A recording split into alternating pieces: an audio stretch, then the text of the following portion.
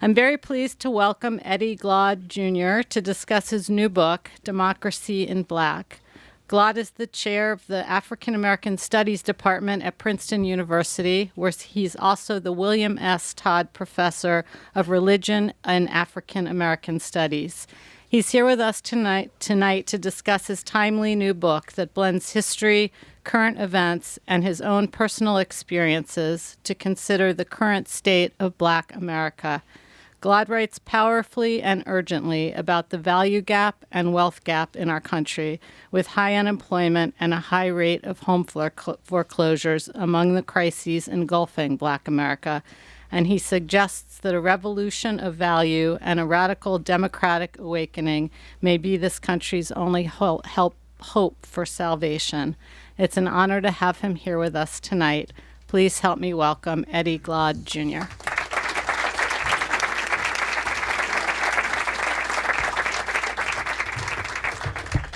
My. It's good to see you all. It's cold. And it's been cold all day. Thank you for, coming out on this brisk day to hear me run my mouth. As you can see, I came with this talk. I'm a professor, and as you know, coming out of Morehouse and the Black church tradition, I'm a text preacher. So I brought the text, but I want to work through some things. Is that okay? Thank you. Thank you, Politics and Prose, everyone who helped make this happen. This is my attempt to break through something. You know, I'm a big fan of Ralph Waldo Emerson. And I always attribute it to Emerson, but there's this wonderful line where Emerson said, God speaks to us through our imaginations. And I always talk to my students like this. I said, God speaks to us through our imaginations. And then I say, if that's true, then what's the devil doing? There's something about this current moment.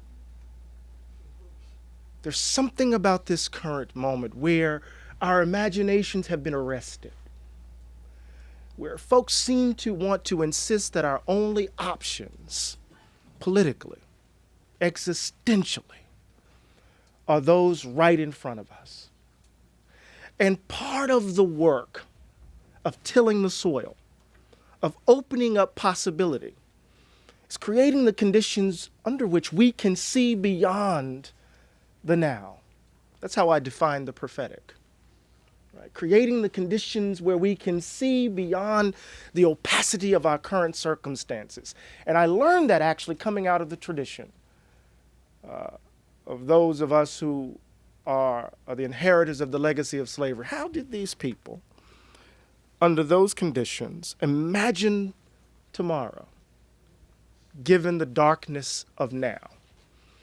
And so, Emerson, Singing America, Whitman answering, this grand tradition of democratic letters. And yet we find ourselves in a moment where greed, selfishness, ugliness, evil dominates.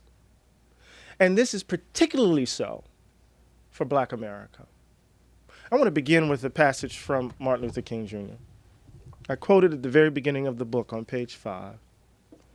And it comes from where do we go from here? And Dr. King says this.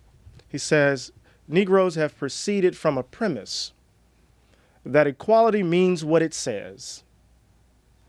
And they have taken white Americans at their word when they talk of it as an objective. But most whites in America proceed from a premise that equality is a loose expression for improvement.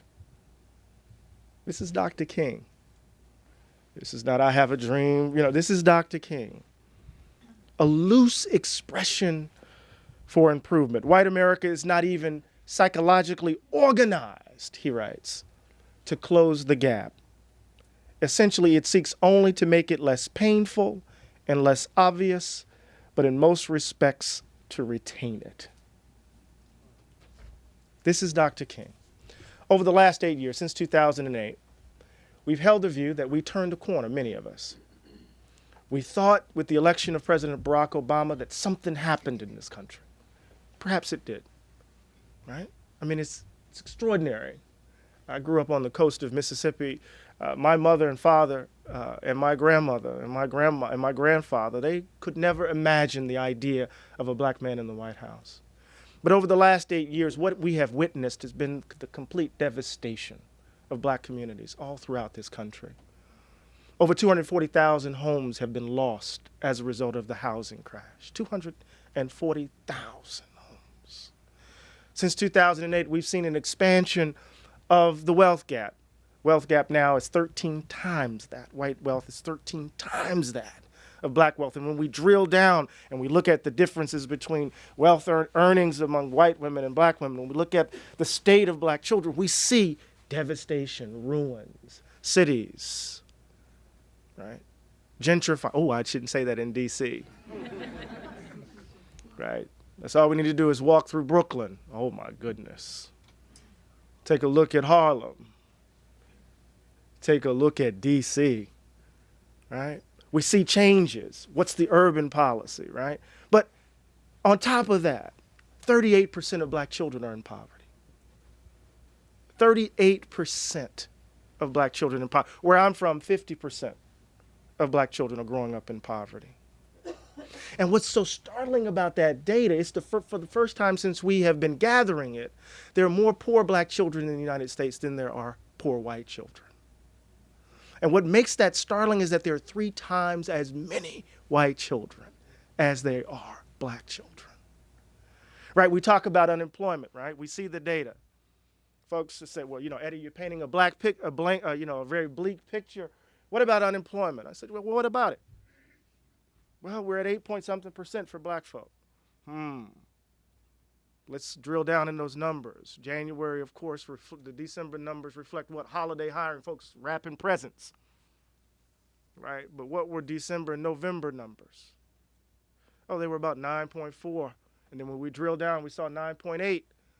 Now, of course, that's not 16%, it's not 15%, but in some sectors of D.C., we know there's unemployment at 40%. Right? But even at that number of 9.4 or 9.8, remember at the height of the Great Recession in 2009? What was the figure generally for the nation? About 9.6%. And we were in crisis. So we talk about going from 16 to 9.6, and we think that's improvement, when in fact it's still crisis. Of course, then we have to deal with this reality.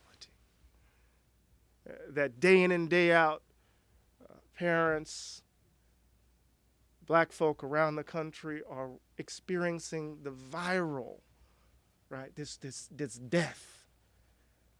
Black men and women, right, being murdered in the streets, not only by violence within their communities, but by violence directed towards them by police.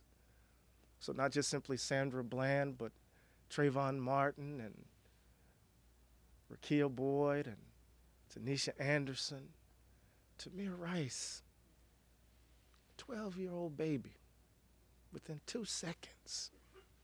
Non-indictments. Right, so what I begin with is what some people talked about as the Great Recession, I call the Great Black Depression.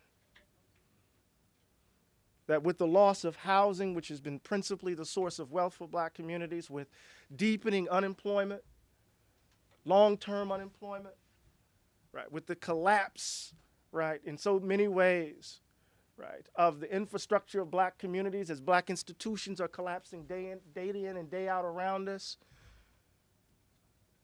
And what I've been trying to wrap my mind around is how in the hell people can talk about recovery. It's the great paradox, yes? We've turned a corner. Where? Folks in my family lost their homes. Some of them have lost their homes, and now they're in a brutal rental market. Make sense? Trying to figure out how are they going to keep a roof over their heads and put food on the table, on top of trying to figure out how they're going to get the kids to school now that they're shutting schools down everywhere. Thinking about Philadelphia and Detroit and Chicago, right? As public schools continue to fail our children, and as particular forces try to push public monies into private hands under the guise of charter schools. So I'm trying to figure this out. And I said, well, what is going on here? And part of what's going on here is what I call the value gap, right? And I captured with a story at the very beginning of the Black Depression chapter. And it's Christine Frazier. Christine had worked hard all her life, bought a home in that sprawling metropolis of Atlanta. You know, you got Atlanta, but then there's all that stuff around it. Her husband dies of diabetes. She loses her job, falls behind in her mortgage. The president's housing program isn't helpful because if you fall behind in your mortgage, you couldn't take advantage of it. And so she loses her home. But what's striking is that the police, right, doing the bidding of banks who somehow lost, well, I was going to say they don't have hearts. Well, it's a bank after all. Came to her home at 3 o'clock in the morning, picked the lock. She said they walked into my house like I was a drug dealer. And in that home was her mother, her daughter, and her grandson. And they came in, guns out. Every time I tell the story, I get choked up. And they told them to go outside, and they proceeded to unpack the house of everything in it. Memories just taken out one by one. She had played by the rules, worked hard, got her own home. She wasn't 20 or 30 or 40. She was in her 60s when it happened. And she said this to me. She said, what was most striking was that they didn't come with any place for us to go. But they knew we had a dog. The dog was named Sheba. And they had called the animal shelter.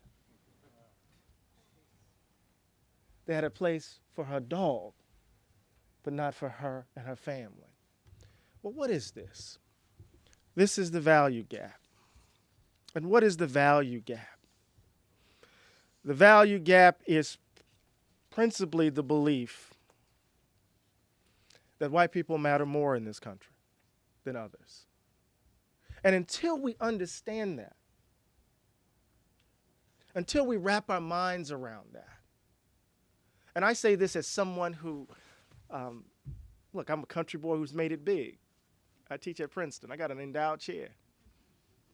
I drive a nice car. Got a nice suit. All right?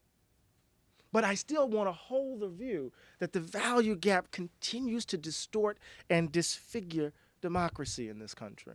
The phrase white supremacy conjures up images of bad men in hooded robes who believe in white power, burning crosses and screaming the word nigger. Right? But that's not quite what I mean by that phrase, right? On a broader level, white supremacy involves the way a society organizes itself and what and whom it chooses to value. Apartheid in South Africa, the Jim Crow South, and Nazi Germany are clear examples of societies organized by white supremacy. And in each case, the belief that white people are valued more than non-white people shaped every aspect of social and political life. It determined where you live, which schools you attended, and what jobs were available to you, and reminded you daily of your status and station in life. And that's what white supremacy is without all the bluster. It is a set of practices informed by the fundamental belief that white people are valued more than others. Now, in no way do we live in a society like Nazi Germany or apartheid South Africa, but we do live in a country where every day black people confront the damning reality that we are less valued. What does it mean for those kids? I went to Ferguson. Y'all all right? I went to Ferguson to interview those kids. And I went to the Canfield Apartments. And if any of you have been in an apartment complex and you've seen the roads that go through them, you know how wide they are. Literally, you could, where you're sitting, the back door of somebody's house was. And that's where Michael Brown's body was, with bullets in his head. So imagine 7-year-olds, 8-year-olds, 6-year-olds walking around that neighborhood with that body there. We talk about that happening in Haiti. That's a community being terrorized. No matter what you think about what Michael Brown did, what does that mean? What does it say? We know the data is very clear. African Americans suffer chronic double-digit unemployment. We lead the nation in rates of heart disease, cancer, HIV, AIDS. Nearly 1 million of the 2.4 million Americans in prison are black. When we think about the differences between white and blacks in high school and college, and graduation rates and mortality rates and access to health care and levels of wealth, in salary differences with comparable education, in childhood poverty rates, we can see that in this country, white people, particularly those with money, matter more than others. And what's more, it has been this way since the day the country was founded. So I call it the value gap. And it's in our DNA. And every crucial moment, and this is what Democracy in Black is all about, trying to parse this in this current moment. A moment that's defined by the ascendance of the first man to the White House and all of this devastation in our communities. At every crucial moment in our nation's history, when fundamental changes in how we've dealt with race have occurred, the notion of the value gap has reasserted itself and limited the scope of change. Think about it, the powerful ideals of the American Revolution, which challenged the authority of monarchs and insisted on the principles of freedom and equality in the context of democratic institutions, those ideals were reconciled with the institution of racial slavery. At the very moment in which we were articulating freedom, there were slaves in Massachusetts petitioning the legislature in the name of the same principles for freedom. People could talk of freedom and liberty and hold black slaves. Even the first Immigration and Naturalization Act in 1790 allowed only white persons to attain citizenship. And that racial understanding of citizenship persisted until 1954. The brutal war to end slavery and the efforts during Reconstruction to imagine a genuine multiracial democracy were tossed aside. Jim Crow took over the South. White supremacy shaped our foreign policy in places like the Philippines and Cuba. And convict leasing emerged as another form of slavery. Cries for law and order and of reverse racism echoed throughout the nation as black folks marched in the streets, organized in their communities, and forced the government to end Jim Crow and to embrace, at least in principle, the idea of full racial equality. At every moment of advance, there's a reassertion of the value gap. And here we are today. The historic election of Barack Obama occasioned the vitriol of the Tea Party. Urgent efforts to change voting laws in ways that threaten black voters, and the worry that whites are fast becoming a politically incorrect minority. Each of these moments of racial progress represents a profound change in the country. America was and is truly different because these events happen. Right? I'm not trying to say everything is the same. Right? We've advanced, we've made progress, but the extent of the change has always been limited by the underlying belief that some people are valued more than others, and that belief being adjusted and adapted to new conditions. Niggas become Negroes. I'm saying the N-word. It's like, how can I say it? It's like folk trying to redact the N-word from Huckleberry Finn. Does that make any sense? It makes no sense. Or trying to say slaves were workers. It makes no sense to me. Blatant racism became demands for states' rights, and whites became one ethnic group among many.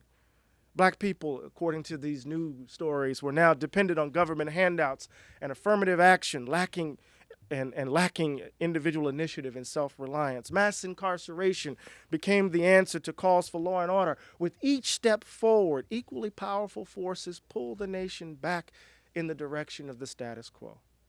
And this is what I mean, this is what I think people mean when they say things haven't changed. They don't mean that, we're just like, it's just like it was in 1960 or 1860.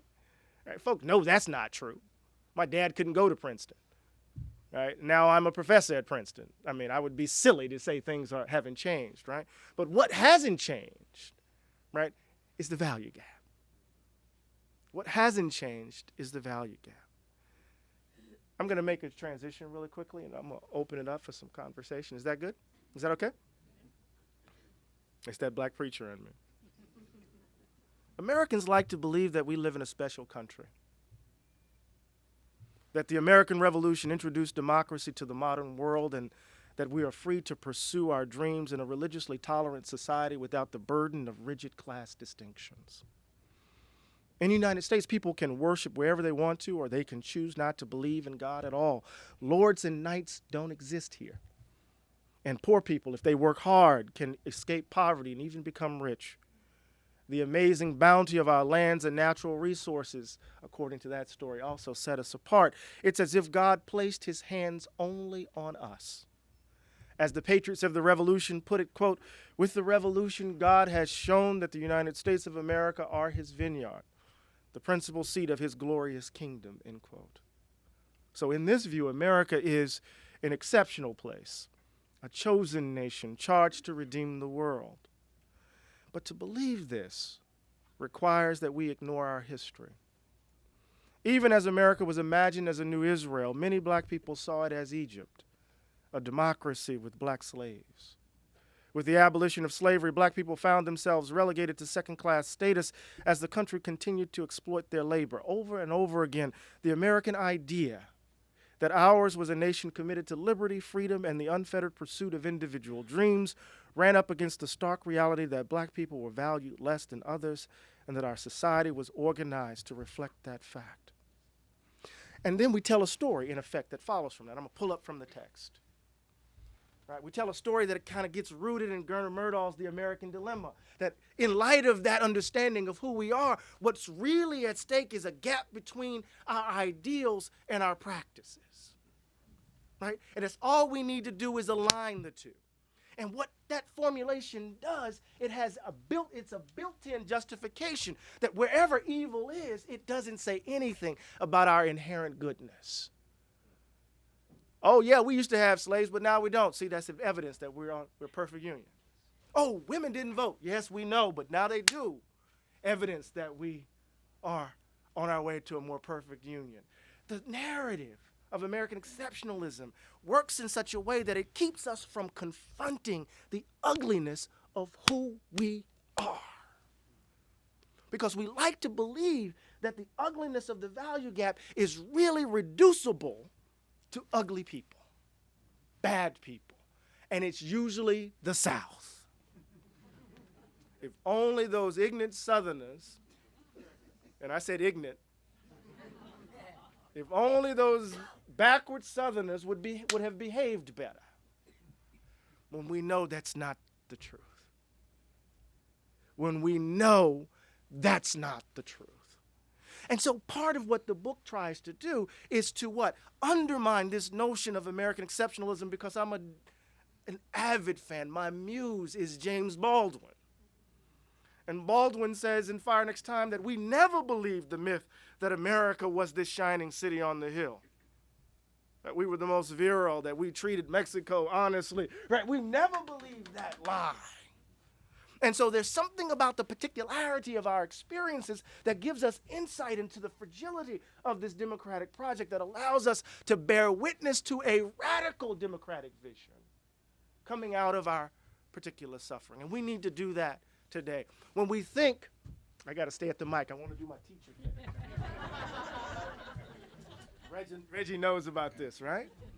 When we think of democracy as just simply the gap between our ideals and our practices, as opposed to something that's constitutive of who we are, which keeps us from reimagining, right, what this place could be.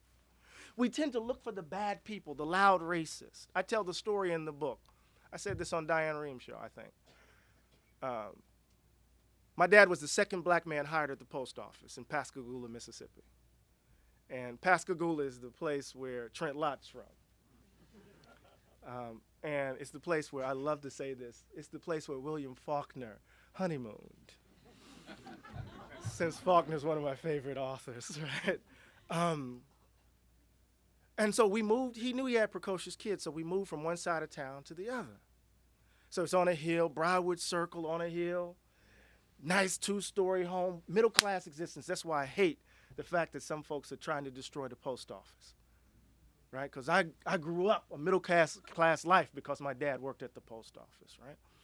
And so as we're moving in, the police officers cruising by, and my dad gets his keys and say, yeah, I own it. And so I'm outside playing with my Tonka truck. I'm about 8 years old. And remember those old Tonka trucks? If you hit your hand, it would hurt, right? But I'm out there playing with my Tonka truck, putting the dirt in. And all of a sudden I hear, stop playing with that nigger. And it was the first time I'd ever been called that. And in the book I describe, I grab my truck and I look at the kid in his eyes, and he looks at me, and then I run inside.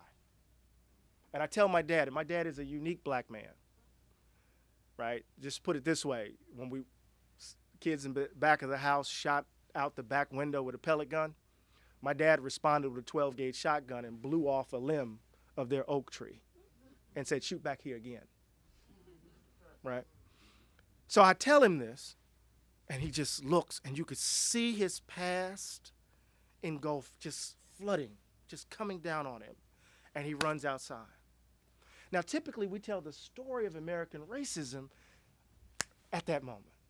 An innocent child is wounded by an adult saying something as mean and as ugly as that, and that child has to spend his or her life working diligently to prove that he or she is not that, right? James Baldwin says, whatever the Negro problem is, the Negro problem is trying to raise a child in a context in which a world despises them, to keep them from despising themselves. That's how we typically think of racism. But the interesting thing about this is that I knew at the age of 8 that we were moving from the black side of town to the white side. Before I even got called the N-word, I knew we were moving from the black side to the white side. Why? Because in our old neighborhood, when it rained, the neighborhood flooded, because we had bad sewage pipes. I knew we were moving from one side to the other because our sidewalks weren't paved. I fashioned myself a baseball player even when I was 8. Our baseball diamond, the grass wasn't cut regularly. The houses weren't as good. The schools weren't as good. Everything about my lived environment told me that somehow I was less valued.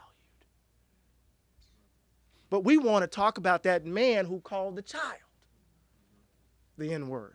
But we don't want to talk about the choices that were being made daily by those who are not committed to racism at all.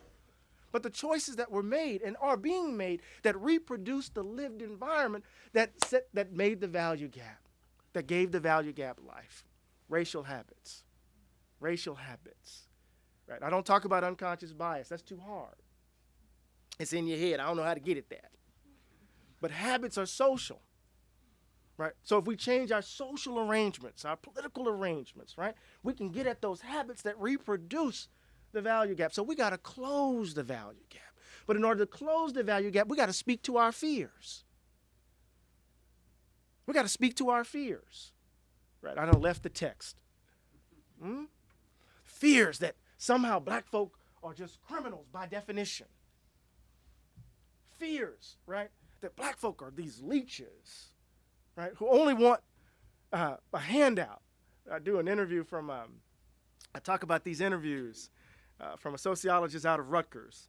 She interviewed these guys from New Jersey and Tennessee, and one guy from Jersey says, these black folk, I'm sorry, they're just lazy. They just want folk to give them stuff. They just want a handout. I worked hard, and in the interview said, so did you earn? I worked hard for everything I earned. Turns out his father was in the union. And so she's talking about social networks and how social networks reproduce inequality. Another guy says, they're just lazy, they don't want anything. Turns out his friend gave him the test with the answers. So how opportunities are naturalized as hard work, individual initiative under one circumstance, and the lack of opportunity is read as what? Failure. Failure, right? How do we get at these fears? That somehow racial equality is a zero-sum game, that if we actually reach for it, you got to lose something to give to people who are undeserving. Not only is white fear doing this kind of work, and I'm playing on de Tocqueville's notion of fear and how it distorts democracy, but what's interesting, and I'm going to try to bring it to a close, what's interesting is that my fear of triggering your fear constrains my political behavior. I don't want to talk about black suffering because I'm afraid of a backlash. Oh, Obama can't do that because da da da da da. Oh, you can't say that because of da da da da da. And it's just, I mean, every time I hear it, you just kind of, what is being said here? What is being noted here? That something underneath our society is such that we can't speak to the suffering without somehow fearing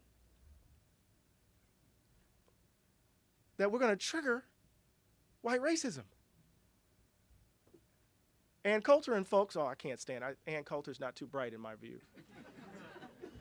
And I say that not because I disagree with her. I just, I mean, anyway.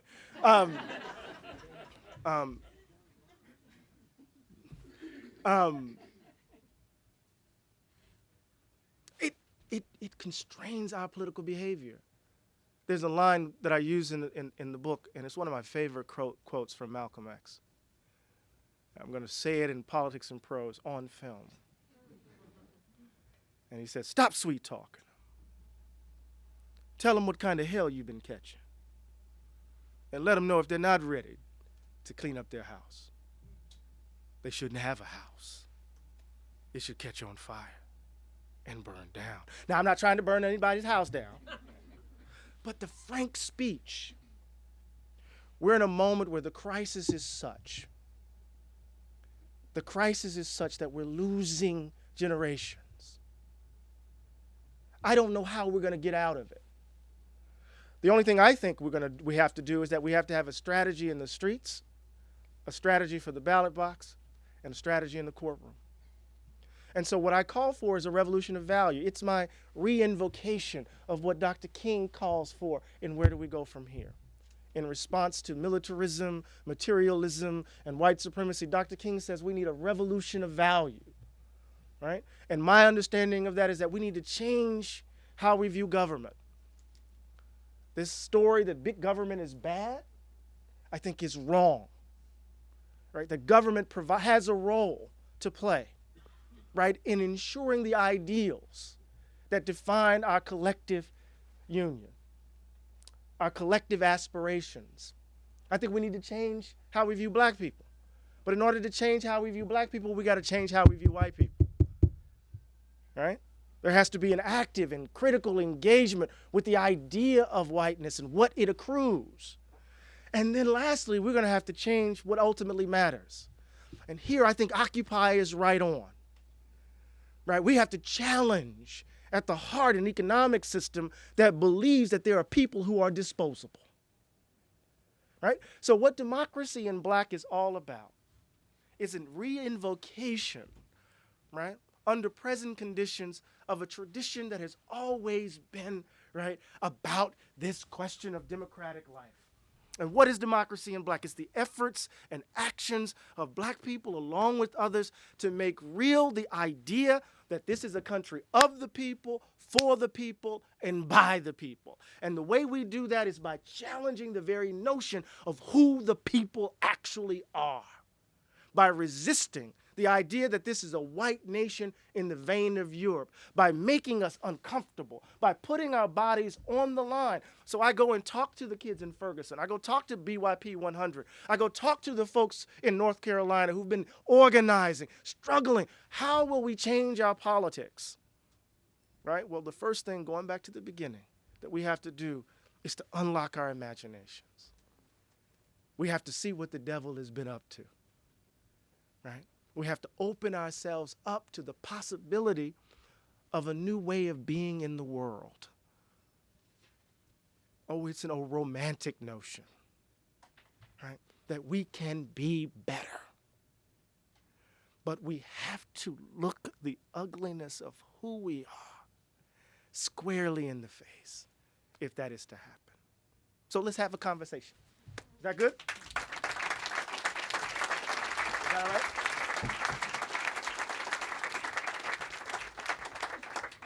Oh, I know I didn't call. I'm going to get in trouble. Got a question. Mm-hmm. Yes, sir. I'd like to thank you for your efforts in the book to remind us of this journey that we have. But I think of Jesse Jackson, who said that we African Americans are living with the illusion of inclusion. And then I read the book Two Nations, Black and White, Hostile, Unequal, and Separate by Andrew Hacker. Yeah. So it seems to me that African Americans are in denial about these two nations. And it seems to me, so long as we're in denial, we're going to trip up every time because we're assuming that this thing is okay, but it's not. So it seems to me, don't you think we should be teaching our children this idea of two nations and what it means so that our children will know how to confront these types of actions when they encounter it? And hopefully they won't be as stressful as many of us are now, because we don't realize that this thing is on 24/7 and that the majority is reproducing generations that would continue racism for decades to come. Right. Okay? Well, so what I'm trying to do, and thank you for your question, I don't believe that the idea of, or the reality that there are in fact two nations.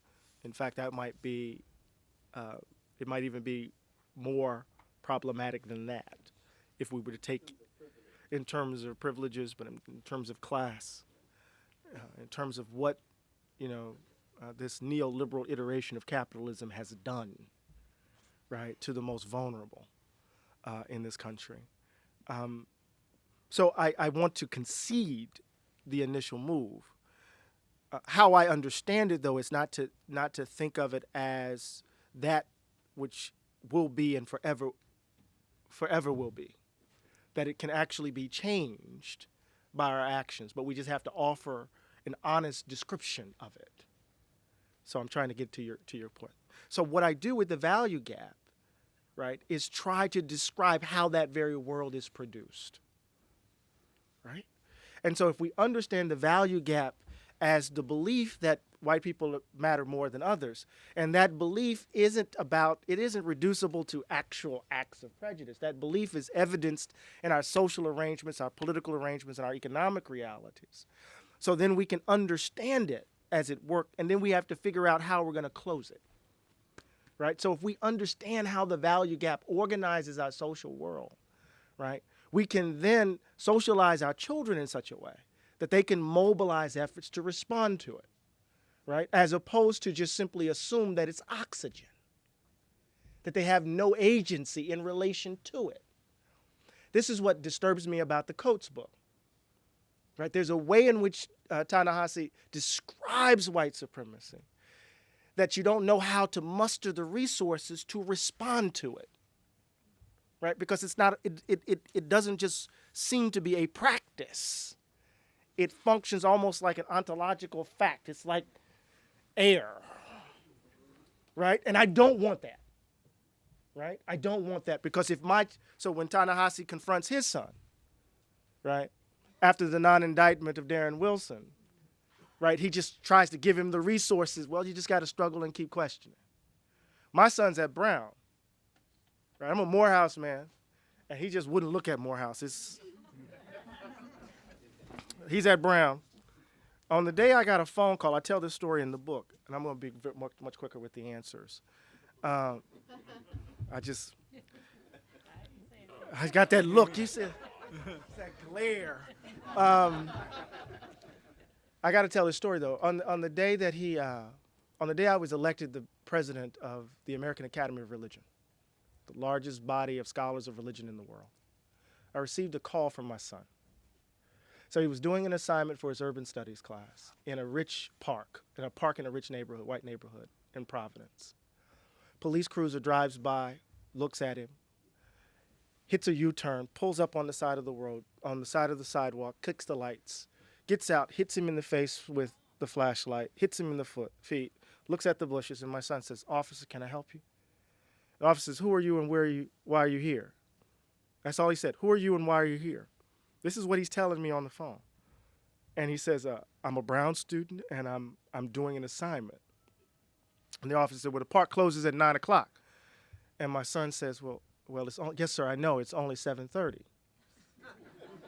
And as he says that, the officer's partner comes around the cruiser with his hand on his weapon. And they both lean into him and say, "The park closes at 9 o'clock. So my son puts his hands up, taps his girlfriend and says, "Officer, we don't want any trouble." And he leaves. That's my only child. Now, in that moment, if white supremacy is oxygen, if it's like air, what do I do? So I said, no, I'm angry because I could have lost my baby. It's my only child. And I said, because I didn't want it to go inward, I wanted to figure out how could it go outward. And so I said to him, imagine if you lived in a different zip code, how often that would happen. Trying to get him to begin to see that moment, right, in the context of structural realities that reproduce the encounter. Does that make sense? So part of what the value gap is all about is how we orient ourselves to changing the very world that you've just described. And I'll be much briefer moving forward. You know I'm not telling the truth. Is this microphone on? We can hear you. Just talk. Okay. My name is Virgil Young. I'm from Washington, D.C.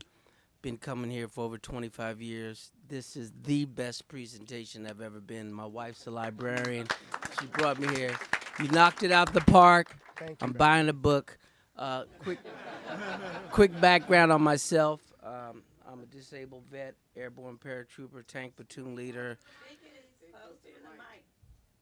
Tank platoon leader, airborne paratrooper, 2 master's degrees, cancer survivor, Amen. and I've actually met a Ku Klux Klan person in Fort Knox, Kentucky. So Right. that goes to your police thing.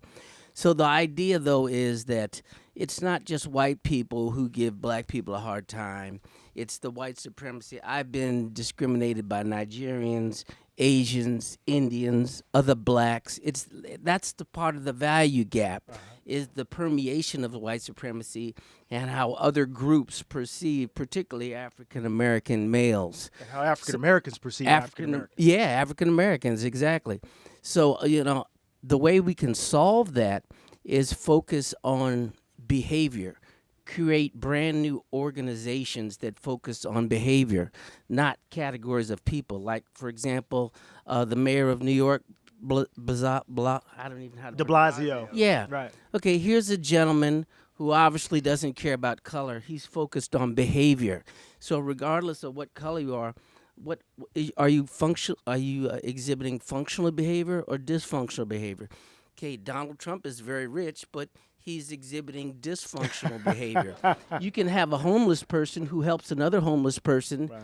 and that person can exhibit functional behavior. So you can have a whole continuum of people in different stations of life, and they can either exhibit functional behavior or dysfunctional.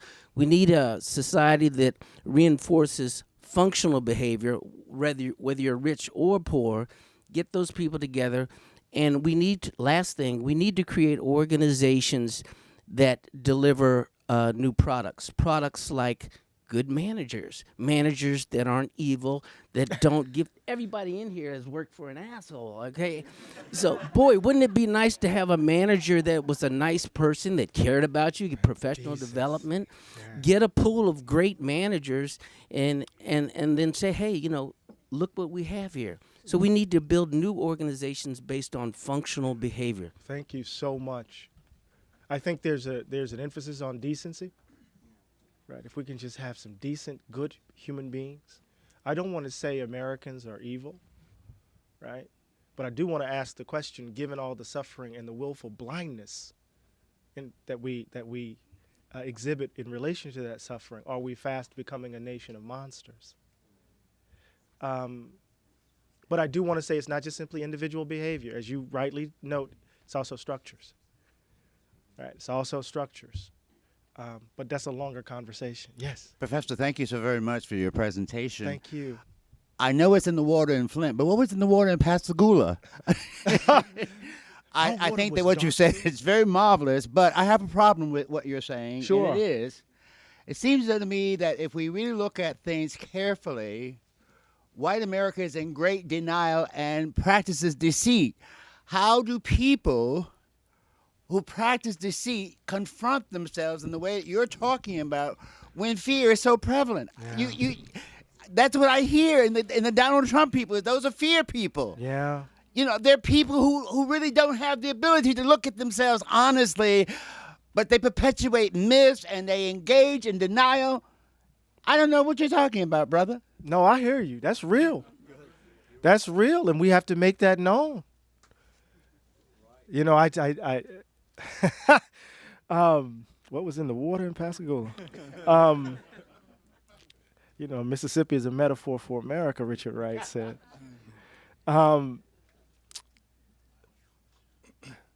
can I put this? I tell my students all the time that when we normalize nonviolence as a response to white supremacy, we lose sight of the miracle of his invocation. And one of the great scandals, and Baldwin said this, one of the great scandals of black life is something that we often fail to admit, and that is that for the most part, a lot of black folk don't like white people. And we have a reason not to. We're very skeptical. As Baldwin say, why should I risk my life that you're going to be human today? And so I'm trying to give an account of that, of what you voiced. But when I was on the Diane Rehm show, just a couple of days ago, there's a brother who called in from South Alabama. And I figured he was probably from Grand Bay or Mobile, because I grew up on that I-10 corridor. And he said that he was part of forced busing, and that he encountered, and he's a white Southerner, and that he encountered a side of town that he didn't know even existed. And what he began to what he gave voice to, in light of that experience, gave me hope. Baldwin says at the end of Fire Next Time, it is the relatively few of us, the relatively few conscious blacks and whites, who must, like lovers, work hard to achieve our country. He's not saying it has to be all of us, right? It could be us in this room. Us in this room, and we can do the work. But to me, I have to have that faith. Otherwise, I'm going to drink too much Jameson. I got to have that faith. It is my undying and unflinching faith in our capacity to be better that gives me hope. But I'm not naive. I get a line from Du Bois's Souls of Black Folk of the Passing of the Firstborn. It is a hope not hopeless, but unhopeful. Right? We got to do the work. We got to do the work. Yes. Thanks for doing this again. And that wasn't even an answer. You see me dipping and dodging. Well, go ahead. I'm an ex-lawyer, corporate law, New York, the whole thing. Yeah, we follow each other on Twitter. who left the practice of law in part because of what you talk about, the value gap. And I'm sorry, this is not too tall or something. You got to stick your Got lips it. on it. Got it. There you go. And so I'm a blogger now. I'm a novelist. I wrote a book Right. that I'm trying to get published now. But as a 30-year student in law school, we sat around and talked about what this moment would mean. We were 30-year law students when Barack Obama was elected president. Right. And the majority of my friends were extremely optimistic about the ability of this moment to transform our country. And I was the one guy in the room saying, well, wait a minute, have you guys forgotten your history? And what I said at the time was that this moment will be defined based on what we do next. And by next, I meant in 2010. And if you look at what happened, I actually went down and worked on a U.S. Senate race because I wanted to test a thesis. What did this moment mean? And I thought that it would be defined by what we did next. And what you find is the power of learned helplessness. That is, if you hit a dog enough times, they're going to stop coming back. You have to, at some point, understand that people are just sick and tired of being told no, or that you can't do this, or your actions won't matter. And in 2010, we found that black folks who just come off of voting in record numbers just went back to business. Right. And they kind of bought back into kind of the status quo's interpretation and narrative about what it means to be black in this country.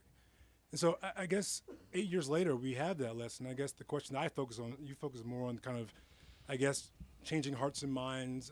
And I guess my question is, or my focus is more on taking action ourselves, right? No, absolutely. By voting. Right. It's very simple, but how do you get people to do that, right? I mean, it's such a simple concept, right? If you vote, you can change the Congress, right? Barack Obama didn't do much because he didn't have any help.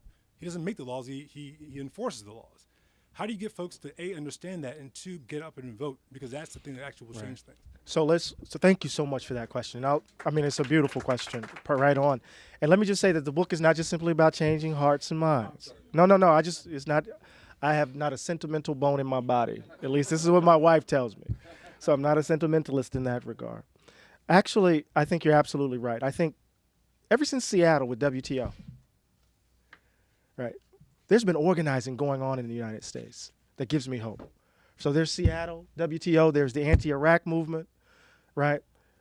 And of course, that organizing, the object of it became Obama in 2008. He jumped in it, right? And all of that organizing that was preceding him, he became the object of it. So when he got elected, folk didn't know what to do. They got demobilized. And then all of a sudden we get Occupy, right? That energy shows up again. And then Occupy, Zuccotti Park, right? And then Black Lives Matter, right? So there's organizing going on the ground in very interesting ways. And politicians have been trying to navigate it, figure it out, at least on the left, right? Obama, I don't want to say he deployed that energy in particular sorts of ways that as now that energy has figured out his limitations. I'm trying to walk around some things, right? And so now what we see is organizing at the local and state level that's going to really have a fundamental impact, right? Bernie Sanders' campaign isn't something that just showed up, even though the mainstream media will let us believe that it is, right? This is Occupy energy. This is grassroots organizing energy. I just don't want us to get caught up in the 4-year election cycle or the 2-year election cycle, right? So in the book, I actually suggest something very controversial. And I wrote it at the moment in which I thought it was going to be Jeb Bush and Hillary Clinton, right? But I want to speak to because I'm saying we need a strategy for the streets, a strategy for the courtroom, and a strategy for the ballot box. We have to change our orientation to the vote, right? Voting is not just simply an act of piety. People died for it, so you got to go, right? And voting for African Americans has always been a kind of, how can I put it? We've participated in the democratic process in a distorted and disfigured way, right? Political scientists have described us as a captured electorate, right? Because what? We typically vote overwhelmingly Democratic. The Democratic Party specifically focuses on turning us out, getting us to the polls, right? And then they have no obligation to deliver policy. None. For their candidate. Their candidate said, this is the guy we're going to have this year. Vote for this guy. Vote for this guy, and then they get in, and we don't see anything. We get, oh no, I'm the president of all Black Americans. I'm the president of all Americans. We didn't ask you that. We voted for you at 95%. We're a constituency, right? We didn't ask you to be the president of Black America. That's not the question, right? So what does it mean? So part of what I call for is a blank out campaign. One of my favorite novelists is Jose Saramago. You got to read Jose Saramago if you haven't read it. Not just blindness, but seeing. The plot structure of Seeing is a major election takes place. There's a massive turnout. They count the ballots, and 80% of the ballots are blank. And they say, oh, what happened? So they run another election. The same thing happens. So what happens is that the voters use the democratic process to engage in a bloodless revolution. They say these choices aren't our choices. So what happens if Black folk turn out in historic numbers without Obama on the ballot? where all the grassroots organizing that's taking place, right, organizes around the election cycle to create what I call a civic power outage so that we can reboot our relationship to the democratic process. We turn out, right, in large numbers. This is long-winded, but I got to get this out. It's in the book. We turn out in large numbers, but we vote down ballot, right? Local, school board, city councils, the district attorneys, right? State legislatures, gubernatorial seats. But when it comes to the presidential ballot, we leave it blank. I don't know, that's scary, but we leave it blank. We leave it blank. And what does that do? Two things. One, it says to the Democratic Party, either you come serious or don't come at all. Two, it says to the black political class, you're not going to get GOTV money. Like, get out the vote money. You make your living delivering us like we're cattle chewing cud. We're going to disrupt how you function, right? And we begin to reimagine democratic politics beyond the 2-year, 4-year, election cycle. So this is a provocation. How do we change the game? How do we change it? I'm not saying don't vote, because that's how it gets interpreted. That's not what I'm saying. How do we change the game, right? And then I say to my colleagues who ask me, well, are you ready for a Trump presidency or a Cruz presidency? And judges? Mm-hmm. And judges? And then I say, are white people ready for a Cruz presidency? Are white people ready for these judges? If you're not, then come correct around racial justice. You see what I mean? Why is the burden on these shoulders? It's dangerous. It's a provocation. I wrote it when I was drinking too much Jameson, but go ahead. Two more quick questions. I'm sorry. Well, I hear you, and my wife, who's here, constantly chides me about the strategy that we had in 1968 not to vote for Humphrey or Nixon. I voted for Mickey Mouse, and the country got Richard Nixon. So I'm not sure about that particular strategy. I hear you. I hear you. Yeah, and I'm constantly hearing it today, umpteen years later. Anyway, I'm glad that you mentioned Gunnar Myrdal, because you don't mention him in your suggested reading. Yeah, my editor wouldn't let me. Well, that was one of the most important books of social science in the 20th century. The American Dilemma, the Negro Problem in Modern Democracy. Right. Okay? Now, one of the things that Myrdal looked at, and you alluded to it, is the gap between American principles and American practices. Right. That's one of the things that That's one of the American principles and American practices, the gap. That's one of the things that Martin Luther King and the Civil Rights Movement was able to play on, to get the United States to live up to her principles. Okay, now, you speak on page, if I might, 201 here. What page? 201. 201? Yeah. I like this. Well, this is what, Reggie, you know about this, don't you? And of course, Gunnar Myrdal also said that it wasn't a black problem, it was a white problem. Mm-hmm. You're saying the same thing, but the way you say it, if we are going to change how we see black people, white people, and only white people can do this, we'll have to kill the idea of white people. Do you really think white people are going to give up their privilege? No. But the next sentence is, it is the precondition of America's release into a different democratic future. If we don't do this, we condemn ourselves to whatever tragedy awaits at the end of our current path.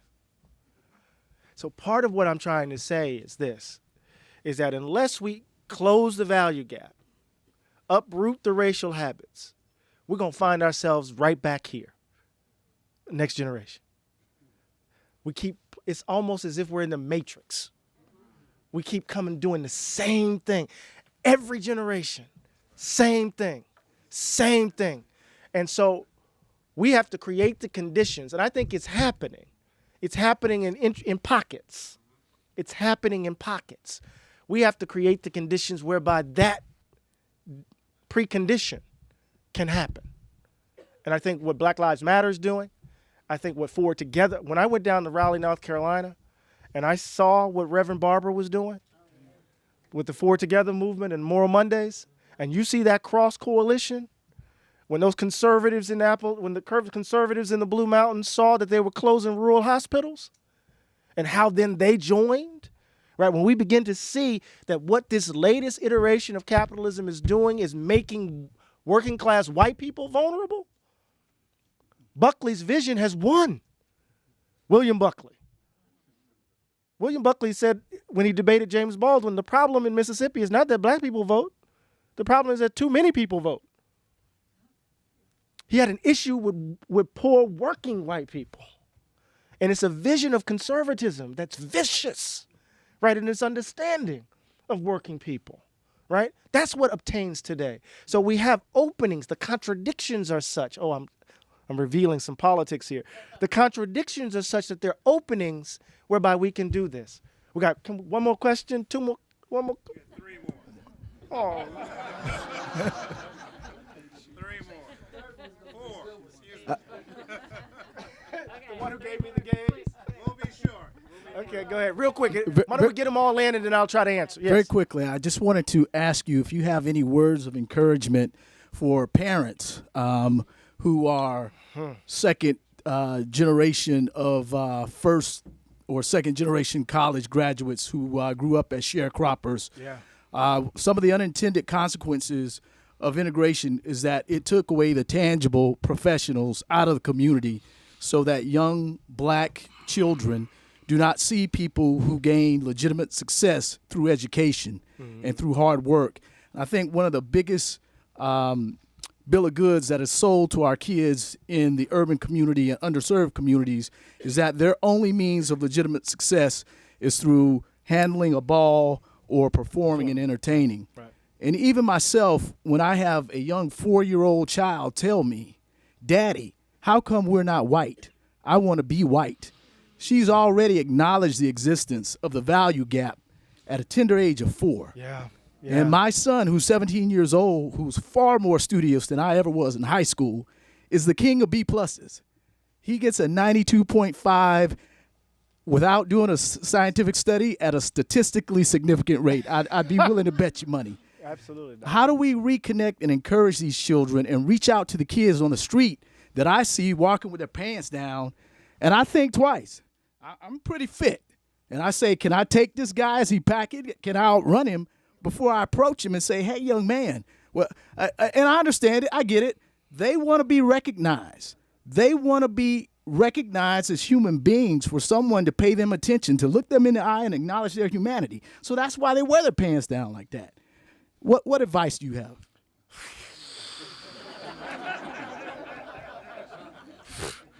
Well, the first thing I would say is that we have to I talk about opportunity deserts.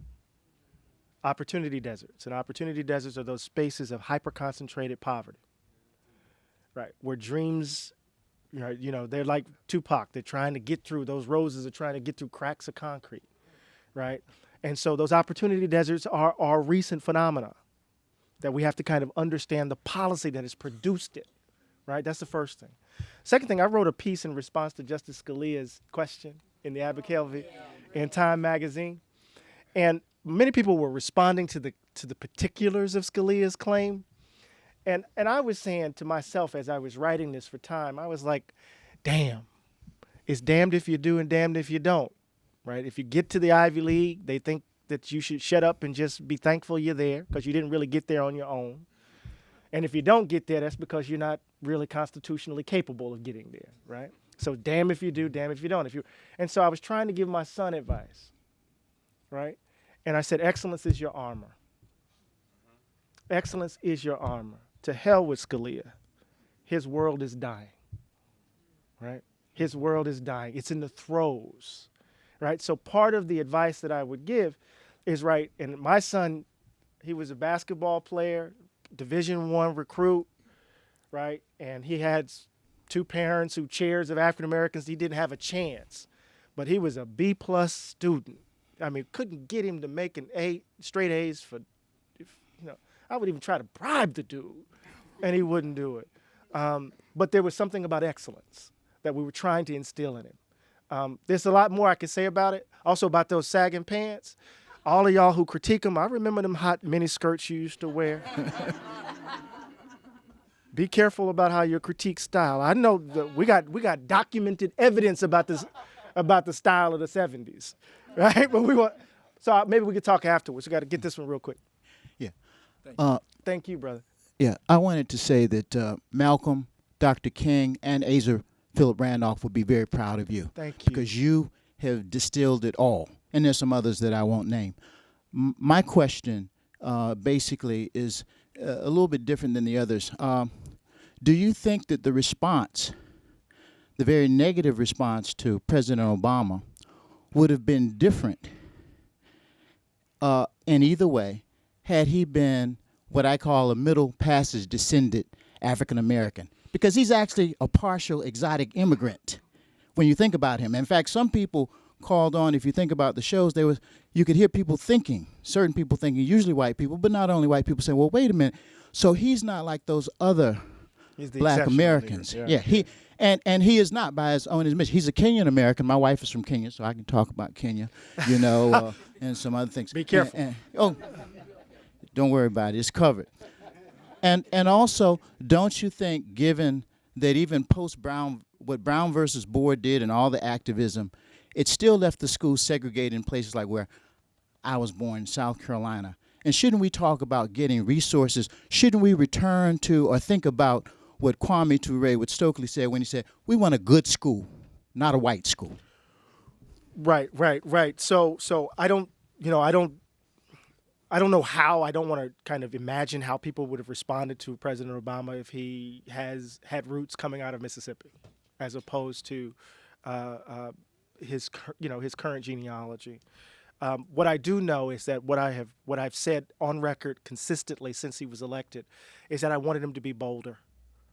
I wanted him to be bolder, especially after the second year in office, when the Republicans took over Congress, and he realized what he was dealing with. Just go big and try to change the frame. But I would argue that he is acting like an immigrant when he does that. You see, this is my whole point, that if you had been elected president, you would be doing what you're talking about. I didn't expect it from him because of precisely what his specific As a thesis, personal history was. That's a thesis, and then we need to look. That's a thesis I have to think a little bit more about. And let's just be clear about the second point you made. Our schools are as segregated as they were in 1960. Period. And they're skimming off the top. The charter school movement is just the latest instance. I was on the board of TFA. I'll just be very clear. I was on the board, the National Board for Teach for America. Right? I know I was in the inside. I saw it. Right? Can't go into it. I saw the ways in which TFA could easily, given its charge, its mission, which is really decent, could easily be folded into a broader effort to transfer public dollars to private hands. Public education is a source of big money, a site of big money. And in states like New Jersey, that big money is moving into private hands, and kids are being left in districts that are failing them day in and day out. So they're being tracked to particular segments of our economy. They are disposable. They are disposable folk. So, I mean, we can talk about that in a little bit more, but we got one more we can take? Sure. Two more. Do I hear 3? Do I hear 4? We got to sign. We do have to sign books, please. Yes, go ahead. You talked about the role of the 3 branches of government and your wish that we would invest again in the idea of big government solutions. I wonder if it might not be the case that makes sense in terms of mobilizing Black America and other communities of color. But I think you are right on, and I think it does require some sentimentalism, if that's what it is, that white folks, it's both emotions and narratives about our country. And when you have to like redo the narrative that you were raised on and your whole identity is wrapped up in it, there's huge emotional blocks to that. There's fear. You Right. talked about fear. There's shame. You know, Yeah. there's new research on like humans don't like feeling shame. We Right. just will avoid it. And if we have power, we will avoid places and arguments and politics that make us feel shame. So I'd like to see big government group therapy for white people. I don't know if we can legislate it, but we need it in order to deal with the emotions that require us to change the narrative and therefore to show up and vote in the way we're not going to vote until we've shifted the narratives and dealt with the emotional resistance to shifting the narrative. So if you have ideas on how. You know, quickly, because I know we have some other folks, quickly, the best example I can give you is what's going on in North Carolina. What Reverend Barber is doing, he has a new book. I don't know if you guys have it. He has a new book that came out called Third Reconstruction.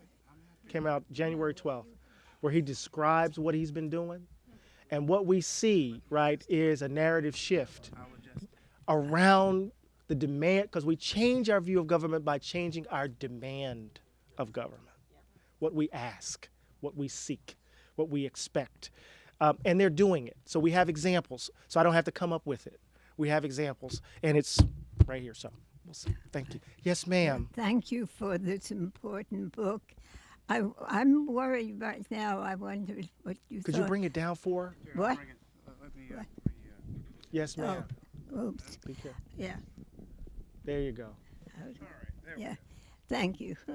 I'm worried about corporate power and big money. Yeah. It's to their interest to finance demagogues and to play on the fears, especially of the lower middle class white people who have lost also. And I just wondered what. No, I think, first of all, you just spoke truth. You know, Pardon? you just spoke truth. When I was watching the Democratic debate, I'm not a Sanders guy, but I was like, oh shit. Excuse my language. Right? Yeah. He just called Goldman Sachs out like that. Wow. Right? And she got $600K a year for talking. Right? And he's talking about, this is not really a difference of opinion. This is just a reflection of big money in politics. I mean, he was just saying it. Right? And part of what we see on the Republican side, part of what we see on the Democrat side, I just said Democrat, on the Democratic side, is that all of them want us to vote from a place of fear. All of them want us to vote from a place of fear. And what fear does is clouds our imagination. Fear clouds the imagination. It doesn't allow you to see. See the options right in front of you or see beyond those options. So they got us scared. Democrats said, look at them. And the Republicans are like, look at them. And folk are just trying to keep a roof over their heads and put food on their table and make sure that their children can live a better life. Well, I just heard on NPR, Oxfam just came out with a study. 62 people own what? As much as half of the wealth, more wealth than half of the people in the world. Hold up, let me say that again. 62 people own more money, have more wealth than half the people on the planet. That's evil. That's evil. I'm sorry. That's me as being melodramatic as I can be. That's evil. Yes. You have a nice looking tie. Thank you. I think we wore the same suit.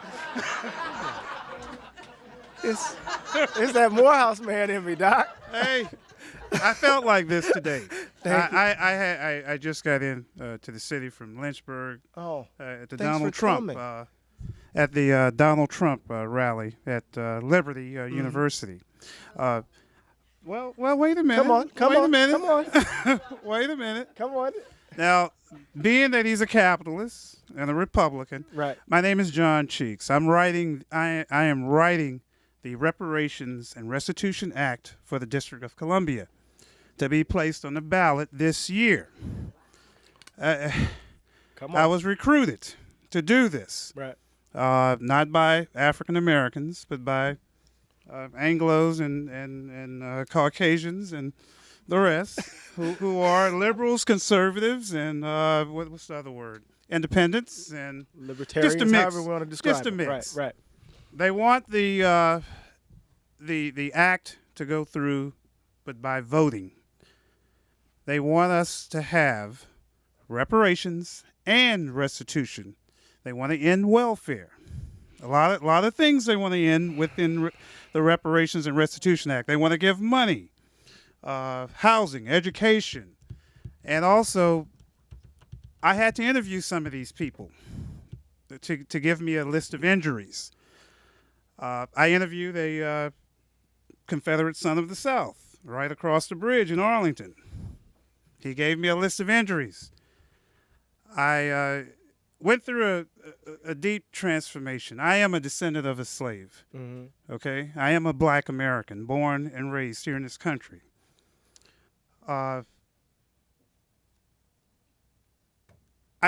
mindset had to be placed in a different way. He is a starch Democrat.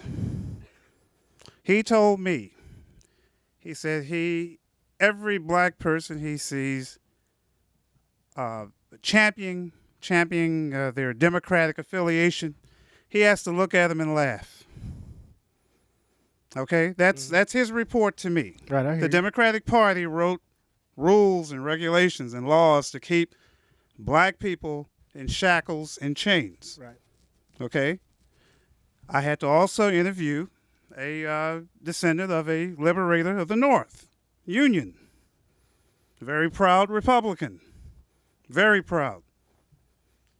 He thinks that the black race slapped the Republican Party in the face many times and have drank too much Kool-Aid with the Democrats. Okay? Right.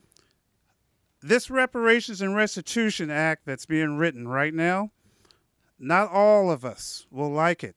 It's going to decriminalize child support. It's going to, Just say it and just tell me what you got to tell me, and then we can.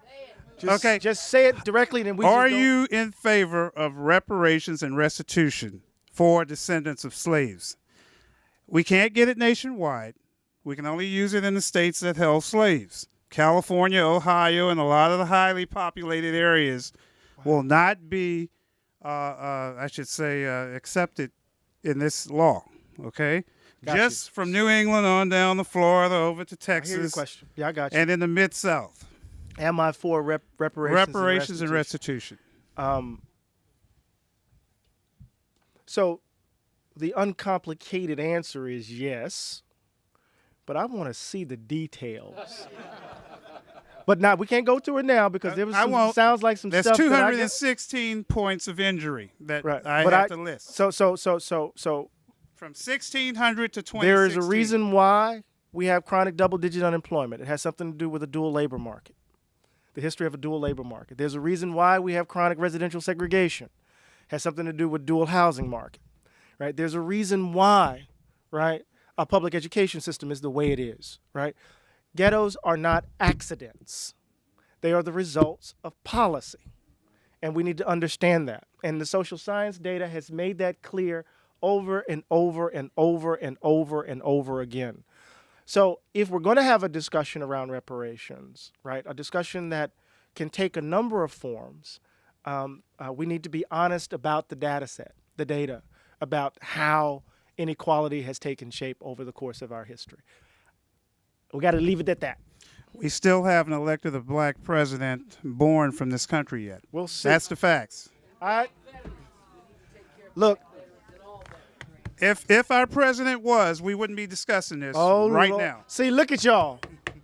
Look at y'all. I don't know. That's the truth. That's his party, the Democratic Party. We have to wake up. Now, we have to wake up. We can't go through another election cycle voting all for one when the party was designed to do what? Enable, cripple, or destroy. That's the truth. Well, let's just say there's a complex history around the party system and two-party system in the United States. It's nothing complicated. Oh, yes, it is. All right, y'all. So you want to sit right here? Thank you.